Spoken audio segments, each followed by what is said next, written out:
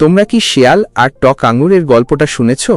একটা ছোট্ট গল্প, কিন্তু এর ভেতরে লুকিয়ে আছে জীবনের বড় শিক্ষা। একদিন এক ক্ষুধার্ত শিয়াল খাবারের খোঁজে জঙ্গলের মধ্যে ঘুরছিল। হঠাৎ তার চোখে পড়ল একটি সুন্দর লতার ওপর ঝুলছে থোকা থোকা রসালো আঙুর। রোদে ঝলমল করছে আঙুরগুলো, দেখলেই জিভে জল আসে। শিয়াল ভাবল, আহা, যদি এগুলো খেতে পারতাম। সে লাফ দিল, কিন্তু পেল না।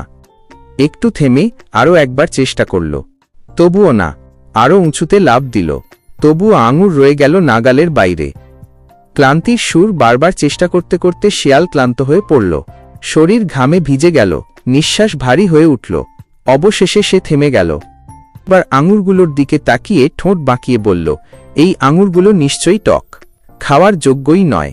এই কথা বলে সে সেখান থেকে চলে গেল।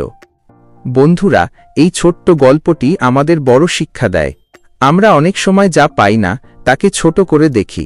নিজের ব্যর্থতাকে ঢাকতে আমরা বলি, ওটা আমার দরকারই ছিল না। কিন্তু সত্যিকারের শক্ত মানুষ কখনো নিজেকে ফাঁকি দেয় না।